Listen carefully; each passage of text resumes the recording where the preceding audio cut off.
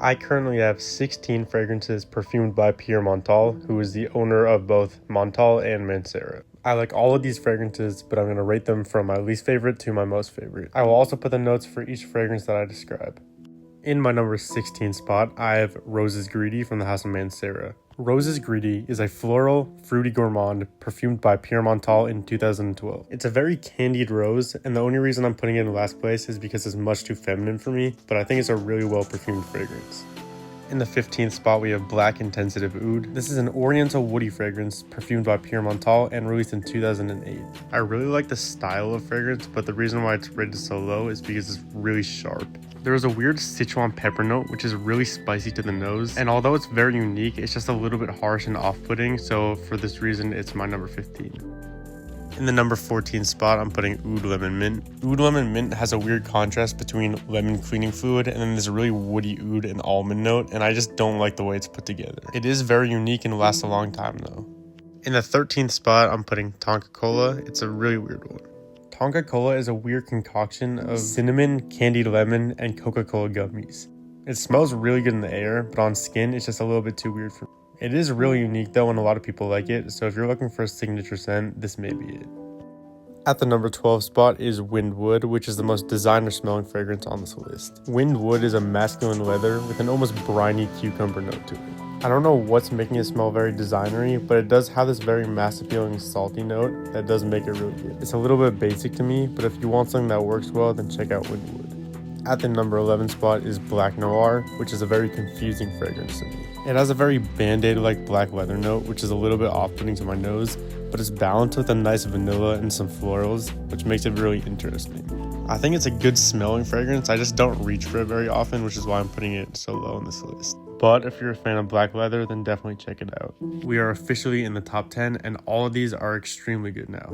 Amber Fever is in the number 10 spot, and the only reason it's at number 10 is because I haven't had much experience with it.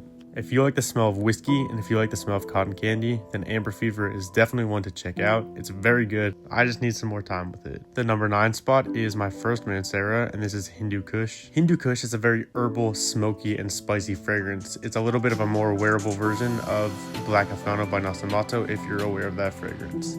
Although Hindu Kush does have a certain green plant in it, it's not too strong in that department, so if you're worried about that, I wouldn't be too worried. I think this is a very unique and niche smelling fragrance that you should definitely check out. In my number 8 spot, I am putting Oud Black Candy, and despite the name, there is no oud note in this. Oud Black Candy is not going to be for everyone due to its very forward black licorice candy note. Oud Black Candy is blended extremely well. It has some really nice musk and flowers in the background that really balances out the sweetness. So although black candy is in the name, it's not too candy forward. However, you definitely do need to be a fan of black licorice, which not a lot of people are.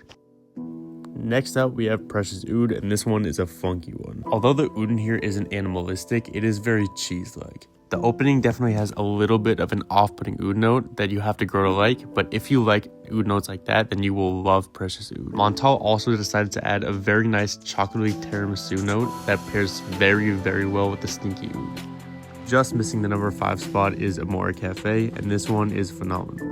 Coffee, vanilla ice cream, and a very nice amaretto note is what Amore Cafe is. I've actually worn this so much this winter that I'm almost getting a little bit bored with it, and that's the only reason it is right outside my number 5 spot. This is just an absolutely incredible fragrance though, and if you like gourmand fragrances, then you need to check out Amore Cafe.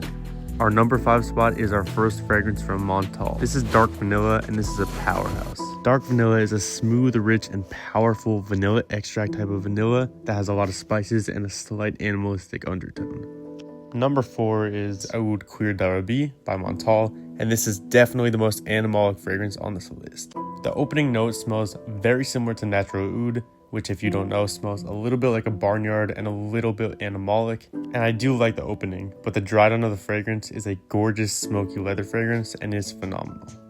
In the number 3 spot is Intense Red Tobacco by Mancera.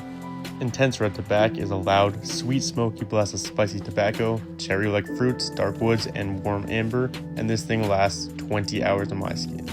It projects like a beast too, so definitely don't go more than 5 sprays with this, but this thing is phenomenal. This is one of those fragrances that people can smell you before you enter the room, and whether you want to smell like that or not is up to you, but I think it's incredible. In the number 2 spot is Oud Vanille. If you've ever been to a department store like Lowe's or Menards and you've gone to their wood section, imagine that smell of the wood and pair it with the creamiest, richest, and deepest vanilla smell you've ever smelled. If you add a touch of smoke, that is exactly what Oud Vanille is, and this thing is incredible. This also lasts about 15 hours on my skin and projects like crazy, and if you like vanilla and don't want to be basic, then definitely go for Oud Vanille.